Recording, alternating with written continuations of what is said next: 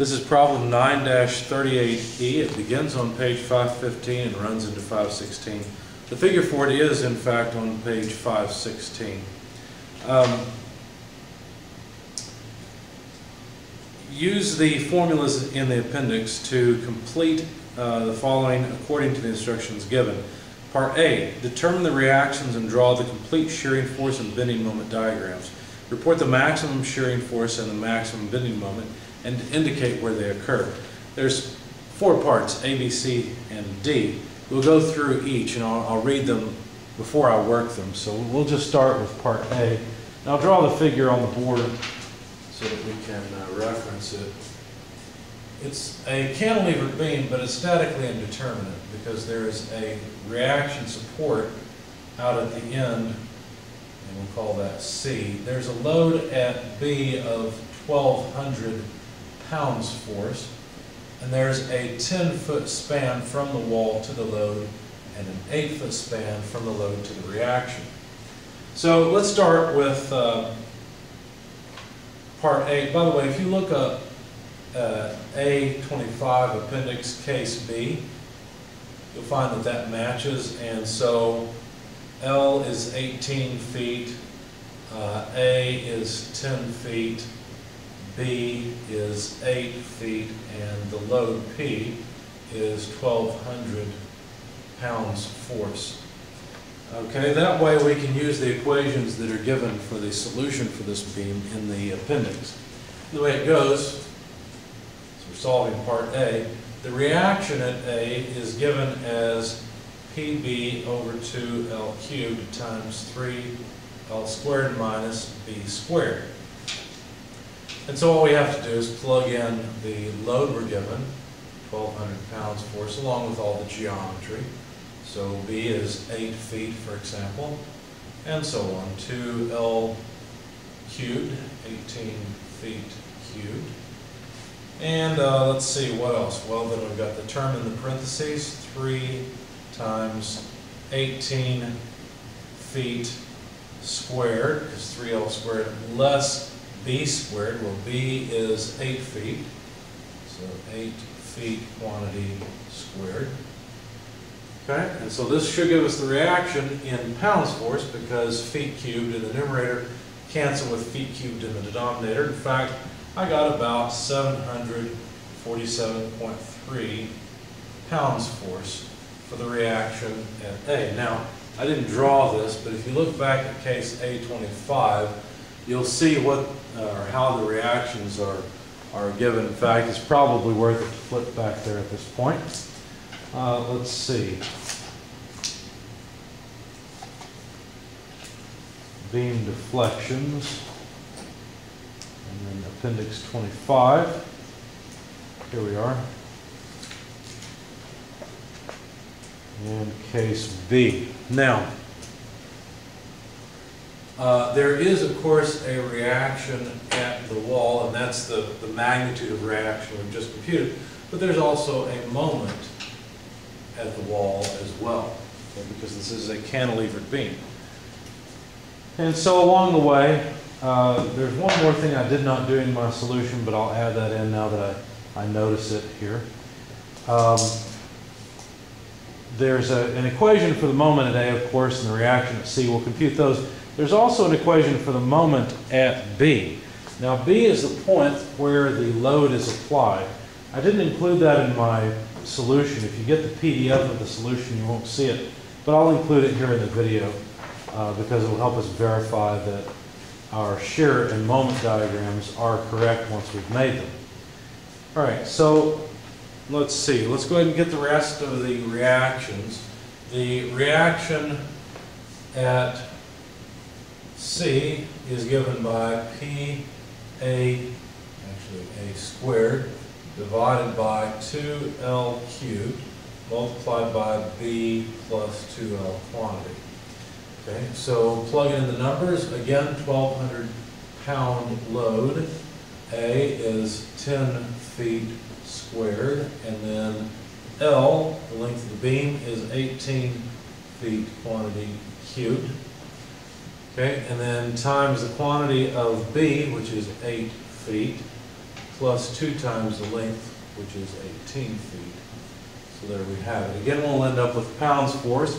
When you plug all this in your calculator, you'll find 452.7 pound force is the amount of force applied at reaction C. So let me just erase this symbol of the figure and plug in the numbers. 452.7 pounds force for C. For A, it's 747.3 pounds force. Okay, last but not least, let's compute the moment at A.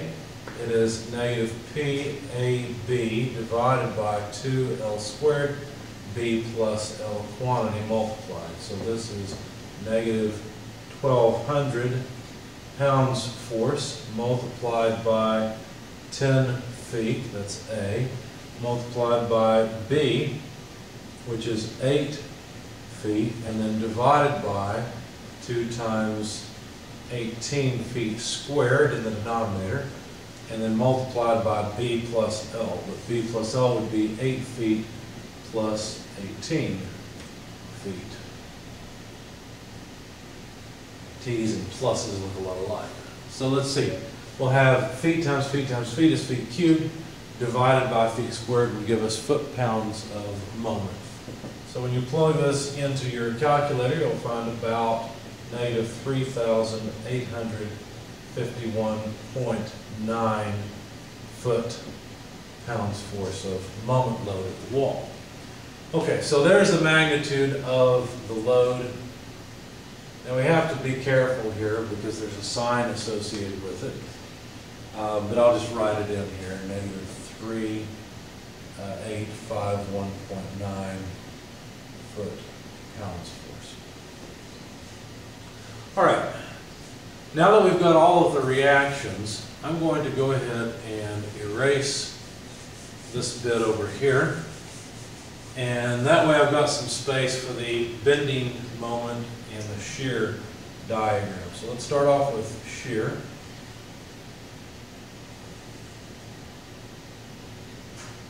And we know that the initial shear load is 747.3 pounds. Now the shear load in the beam, if we were to cut the beam and look at the right face of it, the shear load would be down. So that means that that's a positive shear load. So the shear goes up to a magnitude of 747.3 pound force. Okay, now the shear will be constant until you come over to point B. At point B, the shear has to change by 1,200 pounds. If you take 1,200 from 747.3, you'll find that you end up at negative 452.7 pounds. And then, fortunately, that's the same as the reaction load here, and so we realize that we've done all of this properly, at least hopefully so far we've got it right. Now let's go for the moment diagram, which is in feet-pound force. Measuring along the length of the beam in feet. And all we're doing is just adding up area as usual. So 747.3 times this distance will give us the moment here in the center. Now you have to be careful here. Remember, we began at a non-zero moment. We began at negative 3,851.9 foot-pounds of moment. And so now what we have to do is take 747.3, multiply it by 10. So that's 7,473, add it to negative 3,851.9, and that would be the magnitude. Now, of course, it's going to go positive because 7,000 is larger than 3,800 and whatever. Anyway, if you take this number and add 7,473 to it, you'll get 3,621.1. And then we have to subtract off this negative area here, or add the negative area, however you want to look at that. So 452.7 negative times 8 feet, turns out it's 3,621.1, so we know that we've done this right as well, because the moment comes back to zero, realizing there can be no moment load at the outer edge of the beam. Okay, so there's the shear and moment diagram, and notice that Here's our maximum moment. And the maximum shear is anywhere along this first section here. Okay, so that was part A. We were supposed to find the reactions and create the shear and moment diagrams, and we've done that. We also know where the maximum shear and bending moment occur. Part B. Where deflection formulas are available, also compute the maximum deflection of the beam expressed in the form y equals some constant divided by EI. Okay? Where EI is the beam stiffness, the product of the modulus of elasticity for the material of the beam, and the moment of inertia of the cross-section of the beam. The term CD will then be the result of the computation of all other variables in the deflection equation for the particular beam, support type, span length, and load patterns. The reason it's worded this way is because this is a generic statement for many problems. In our particular problem, we'll go back to Appendix A25 and look again at the relevant case, which is case B, and write down the deflection equation. All right, now there's one problem here. This is point A over here. This is point B, and this is point C. In the solution, it appears that the maximum deflection occurs between B and C, but we have to be careful about that because the maximum deflection, it looks like it's going to occur on the opposite side, on the long length of the beam. So we're really not sure where along the length of the beam the maximum deflection will occur. We'll have to use a little bit of calculus here to solve our problem. So let's start off and analyze the deflection between A and B. Okay, so between A and B, the deflection equation from the solution is negative px squared b, or from the appendix, I mean, 12EIL cubed times 3C1 minus C2x. And your author gives equations for C1 and C2. We'll deal with that in just a minute. Now, we don't know whether the maximum deflection will occur between A and B or between B and C. So we'll have to analyze both. And not only that, the author does not give us an equation for the location of the maximum deflection, nor does he give us an equation for the maximum deflection itself. So what we'll have to do is maximize this function. Notice this is just a function that depends on x. Okay, so what we have to do is we'll take the derivative of this function with respect to the position on the beam with respect to x. So we'll do dy dx, take the derivative of this, and we will set it to 0. Why? Well, that's how you find the maximum and minimum of functions. Remember from calculus, this is how you did it. Now, you'll notice that quite a bit of this is just constants. The negative pb, we'll take all the constants out first, over 12EIL cubed. All of those things are constants.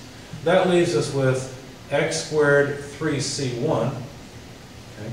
So what I need to do is differentiate x squared 3c1. Well, 3c1 is still just a constant. So really all I have to do now is write in the derivative of x squared, which is just 2x. Okay. And then notice this is also multiplied by the other term here. And so it'll have all the same constants. We just have an x squared now times an x, which is an x cubed. So writing the other constant, c2, and differentiating x cubed, so dx cubed dx, okay, this is the terminology we use. Well, that's just 3x squared. Again, from calculus. Okay? So there's our equation. Now, this is the equation we need to set to 0 to solve for x. You'll notice that since we have a 0 on one side, we can factor out an x. Okay? And then notice what happens. Well, you can also get rid of all this, right? We don't care about it. Basically, this is not what equals 0. It is this that equals 0. Okay? Notice the 3's will now cancel as well. And what you'll find then is that x has to be equal to 2c1 over c2, whatever those two constants are. Now, your author did give us an equation for those constants. So let me let's see, I guess we'll work them out down here. C1 is AL times L plus B. And A and B, those are just lengths. Let's see, which is which. A, B, okay. So A is this 10-foot length, B is the 8-foot length, and then L is just 18 feet because it's the total length of the beam.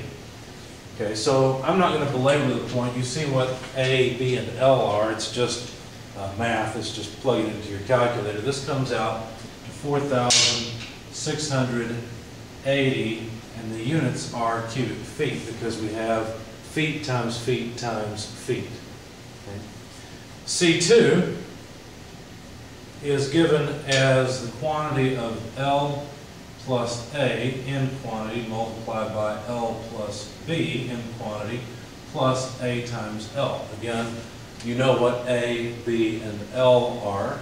And so when you plug all this in your calculator, you get that C2 is 908. And this would be feet squared. Notice because you've got feet times feet plus feet times feet. So that's just feet squared. Okay, so now we should be able to calculate the location of the maximum deflection at least between A and B. Now we're not guaranteed that that's the maximum deflection in the beam. We still have to do something similar for B to C. But anyway, 2C1 over C2 now gives us, let's see, about 10.308 feet. Okay. All right, now what you'll notice is that this equation is saying, well, as far as I'm concerned, the maximum deflection occurs past B. Right? This 10.308 feet doesn't really make sense. And I just remembered, let's pause on this for a moment and revisit part A. I promised you that we would calculate the moment at B to make sure that our solution, our moment and shear solution is correct. So let's pause on the calculus for just a minute. You probably need a break anyway. And let's calculate the moment at B. As I said, this will not be in the PDF, but it is something we can do pretty easily. The equation from Appendix 25, Case B, that the moment at B is P A squared B divided by 2L cubed and then multiplied by B plus 2L. All right, so now let's plug in all of the numbers and see what we get. This would be what? P is 1,200 pound force.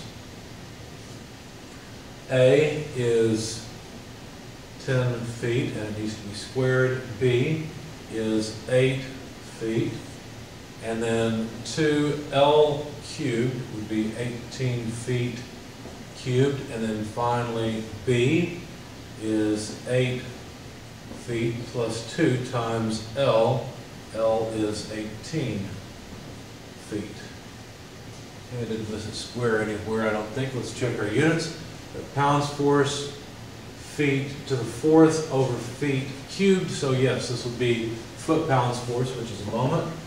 So that makes sense. Our units look okay. Now let's plug it into the calculator. 1,200 times 100 is 10 squared times 8 divided by 2 divided by 18 cubed multiplied by the quantity of 8 plus 2 times 18 in quantity.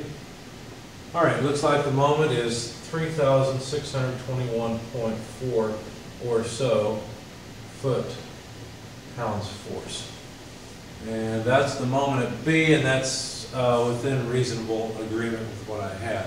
Now remember, the way I got this 3,621.1 is by multiplying 747.3 by 10 and adding it to this. Well, the problem is I've already rounded this one off quite a bit.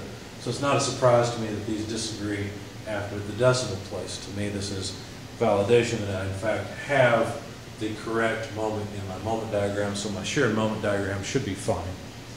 Okay, now back to calculating deflections. What we found so far is that the deflection equation that only applies between A and B actually predicts a maximum all the way out beyond the range that it can talk about. It's not valid outside of that range. So, let's look at the section between B and C. So what's going on over here?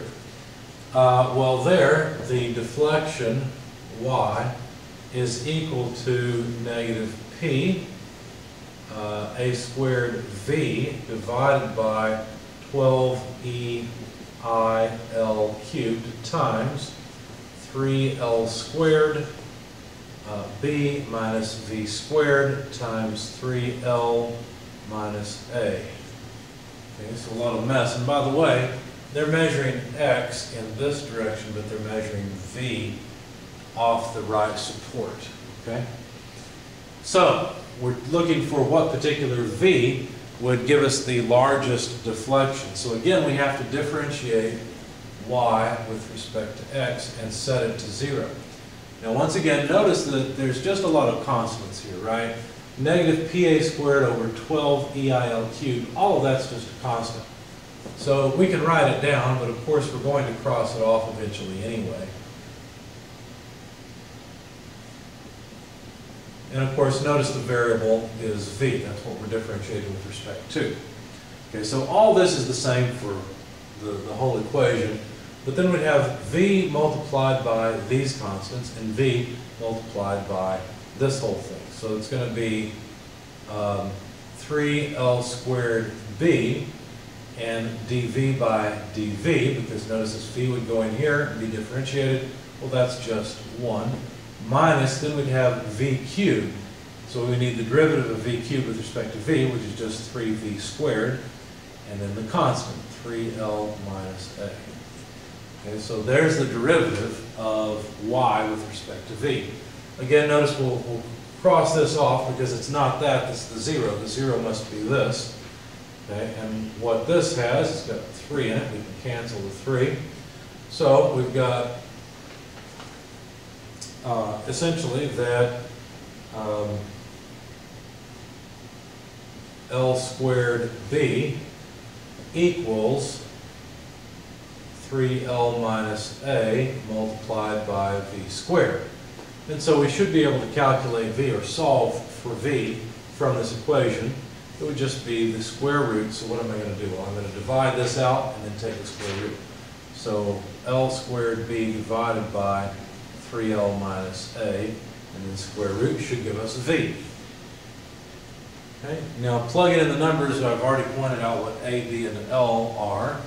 So plugging in the numbers, the location of the maximum deflection is about 7.675 feet. Okay?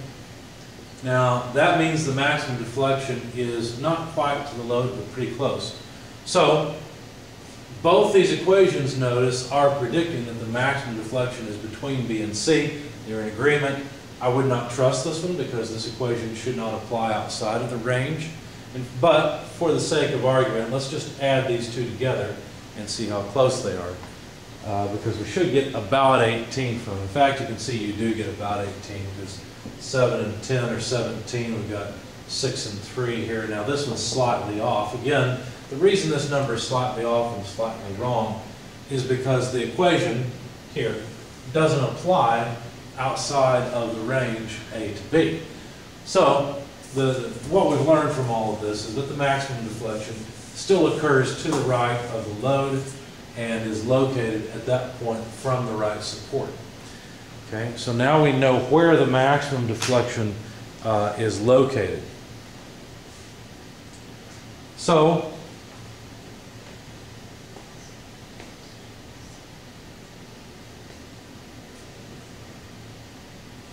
the maximum deflection then, going back to this equation here, okay, because now we know what particular point has the maximum deflection, and so now we can calculate the magnitude of that maximum deflection. So negative P is 1,200 pounds force. A squared would be 10 feet quantity squared. V, the particular position, we know, is 7.675 feet. So now we can get rid of this part. It's going to be in my way anyhow. Okay, divided by 12. We don't know E or I yet. We have not assumed this is a steel beam. We'll do that in a minute. We also haven't decided on a cross section. So we've got to leave EI there. And then L cubed would be 18 feet quantity cubed. Okay, and now for the part in the square brackets, 3 times 18 feet squared, and then times B, which is 8 feet, minus V squared. Well, we know V is the location of maximum deflection, so that's the 7.675 feet. But notice here it has to be squared, and then times 3 times 18 feet. I hope I don't run off the video here. 3L minus A. But you see what all the terms are. 10 feet. There we are. And that ends the equation. Okay, so now plugging all of this into your calculator, you'll find that it is negative 68,224 pound force feet cubed, because notice we end up with feet cubed here, and the feet cubed in the numerator and denominator over the left side cancel, and then the only thing left is EI in the denominator. Okay, so now that we've finished part B, let's move on to part C. Let's see, part C says, complete the design. Well, let me finish off part B. The term CD will then be the result of the computation of all the other variables. So basically, here's CD right here. 68,224 is the CD they were talking about before. So part C, complete the design of the beam specifying a suitable material and the shape and size for the cross section. The standard for design must include the specification that the bending stress and shearing stress are safe for the given material. Unless otherwise specified by the assignment, consider all loads to be static. So in assigning this, I didn't bother giving you any details, so we'll just assume that the loads are static, and that's fine. So now for, let's see, why don't we write this down on the side? We know that Y max is equal to negative 68,224 over EI, and the units for the numerator are pounds force cubic feet. Okay, so that's the fruit of our labor from C. Now let's work on B. Now let's work on part C. So we need to complete the design. Now I'm going to just select a material, A36, and that way I can look up the material properties, ultimate strength, 58 KSI, yield strength, 36 KSI. And if you look up the design factors that you're supposed to use, or the design guidelines back in the appendix on page 721, beginning on page 721, you'll find some design guidelines that say that it's AISC guidelines, because we're dealing with a standard cross section. Your normal stress, your bending stress, should be no more than 66% of the yield stress or yield strength. So 36 KSI, 66% of that comes out to 23.76 KSI. And then the shear stress should be no more than 40% of the yield strength. So that comes out to 14.4 KSI. Notice I'm not using the ultimate strength, because in this particular set of guidelines, they are based on the yield strength. And this is what I would use, since we're dealing with a standard structural shape. This is a structural application. I'm using a structural material, so these will be the guidelines. Now, usually what causes failure is the bending stress, because the bending stress can be converted into shear by Moore's circle, which is the topic of the next chapter. But for now, we'll just use these guidelines. So basically, the bending stress will be equal to MC over I, And since I have to select a beam, I'll go ahead and write that as m over the section modulus, so that I can solve for the section modulus as the moment divided by the bending stress. Now, we know that the maximum bending stress we can allow is 23.76 KSI. And we also know that the maximum moment is 3,851.9. So 3,851.9 foot-pounds force divided by the maximum stress the material can take, 23.76 KSI. We have to be careful because we've got a few conversions. In fact, why don't we just go ahead and write this as 23,760 pounds force per square inch. And then if we convert the foot to inches, we'll have the section modulus in cubic inches. So the required section modulus, when you plug all this in, the required section modulus comes out to 1.9454 inches cubed. Now, later on, I'll have to verify that the shear stress is not too large. If I choose a wide flange beam like this, it's going to be more difficult later on to calculate Q, right? Because Q, what do you have to do? Well, you're interested in the stress here, so you've got to take this as the particular area. It's a big pain to deal with this shape. I decided to make my life easier, and I chose HSS shapes just to make my life easy, because then I'll essentially have a couple of squares to deal with, right? And that's a lot easier to deal with to calculate Q, at least in my estimation, than the other. So I chose HSS shapes. It really wouldn't matter. You can choose any shape you want, really.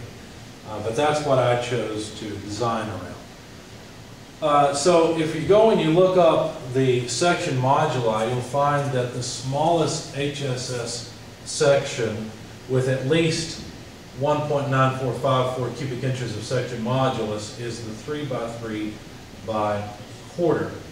And for it, the section modulus is 2.01 cubic inches, and it has an area moment of inertia of 3.02 inches to the fourth. Okay? Now, I'd like to verify, as I said, that the shear stress is not too much. I mean, obviously, if the section modulus is higher than required, then that means that the actual stress, the actual bending stress, is acceptable. It's below this number. But I have to check the shear stress as well. So essentially what I'm going to do is say, okay, I know that the shear stress will be maximum at the center of this HSS shape. Okay, so I'm not interested in this lower part. I'm interested in the stress in the material here along this line, the center line that goes through the centroid. So there's the particular area of interest. Now this particular area can be drawn as a solid area, so this solid area, less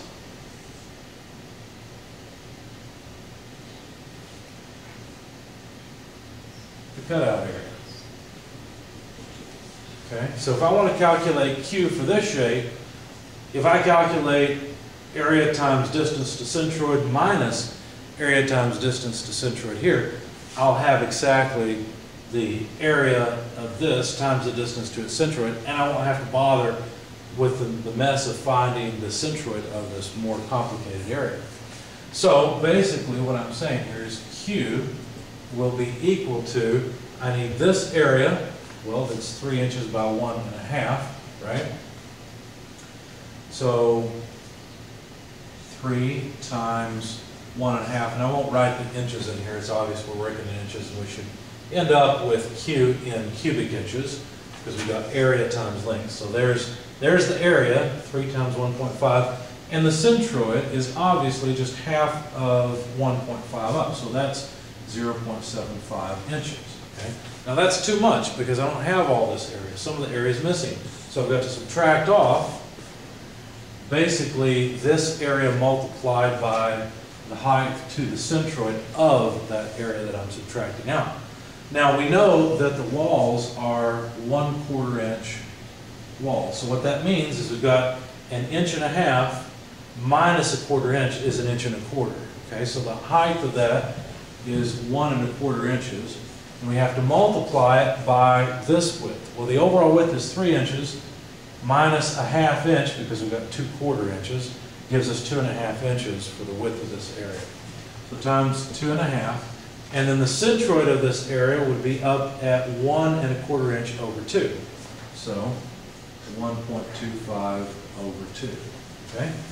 So that's how I calculate Q for this area over here.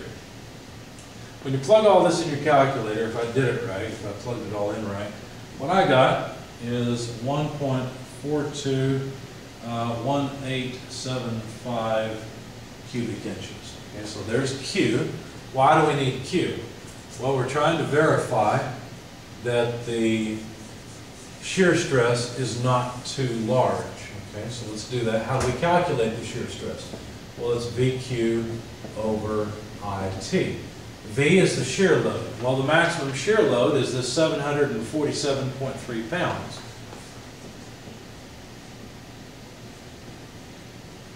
And then Q, that's the geometry property we just went through a lot of effort to get.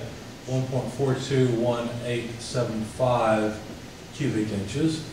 And then I is the area moment of inertia. Well, the area moment of inertia is 3.02 inches to the fourth. And then the thickness, what is that? You have to be careful here. The thickness is the amount of material length along the line where you want the shear. Well, there's 1/4 inch here, and there's 1/4 inch here. So those two together is 1/2 inch. Okay? All right, so plug in all this into your calculator, you'll find that this is 703.7 psi, which is somewhat of a joke. It's a whole lot less than 14,000 psi, so the shear is not a problem. Okay, and this is common. This is what usually happens most of the time. The bending moment is the stress of concern, not the shear. Okay, last part, part D. Complete the design of the beam to limit the maximum deflection to some specified value. And since I didn't specify a limit, we'll just use the L over 360 that they recommend here as the maximum allowable deflection. We have to specify suitable material shape and size for the cross section, and so on. So basically, at the end it says, note that any design must also be shown to be safe with regard to bending stresses and shearing stresses, as in part C. So we've got a minimum size so far. We know that this would work. If we go up in size, everything's fine. If we go down, we wouldn't go down in size, right, because we have to have this for the stress. But if the deflection predicts that we could use a smaller cross section, we'll just stick with this and know that we'll have less deflection. So our deflection requirement is that the maximum deflection should be less than the length of the beam over 360. So let's work on that part. So the maximum deflection should be equal to L over 360, or we should say that the maximum deflection should be less than or equal to this. Now what is this? Well, 18 feet is the length of the beam. Let's convert that to inches, and then 360, and so this comes out to 600 thousandths of an inch, or 6/10 of an inch. So now let's use our deflection equation and say, well, we've already really specified E and I, right? I chose a material, A36, and I chose a beam. That gives me a cross-section I. So now let's ask the question, is negative 0.6 inches, because it's going to be deflecting down, understand, is that less than,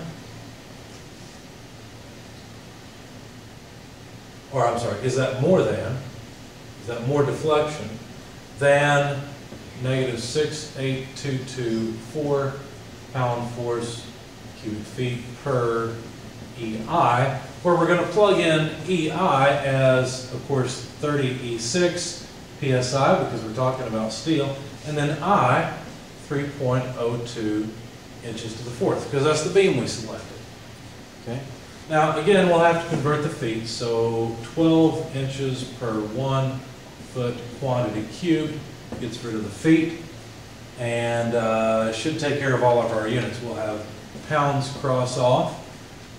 We've got per square inch, so the denominator has square inches, the numerator has inches cubed. So overall, the right-hand side has units of inches, which is what we want. Now, when I plugged this into my calculator, I found that I got 1.301 inches. And so, in fact, no. I've got more deflection with this beam than what is required, right? This won't work. Now, oh, I forgot my negative sign, sorry. Okay? So this won't work. So we have to choose something that's a little stiffer. We need something with a larger area moment of inertia. So what I chose to do at this point is say, okay, I know the 3 by 3 by quarter is not beefy enough. It will prevent failure of the beam, but it will not prevent the deflection requirement. It won't hold up to it. So let's basically just rearrange this equation and say I is equal to negative 6.8224 pound force cubic foot per 30 E6 psi. And all I've done is I've moved the I over here so I can move the deflection Y down here. So this would be negative 0.6 inches. Okay. Now again, converting the units, there's 12 inches per foot. Quantity cubed takes care of the cubic feet. Pounds are gone as well, and what you'll notice is that we'll end up with I in units of inches to the 4th power. This comes out to about 6.55 inches to the 4th. Now you'll notice that if we go from a 3 by 3 by quarter, the next step up is HSS 4 by 4 by 1/4, because it has an area moment of inertia of 7.80 inches to the 4th, which is more than the 6.55. So that means we won't even get 0.6 inches of deflection. Okay. Now we also know that this is a valid specification for the beam, because since it's larger than the 3 by 3 by quarter, it definitely will have less stress in it than the last one. So this beam will meet the deflection and stress requirements.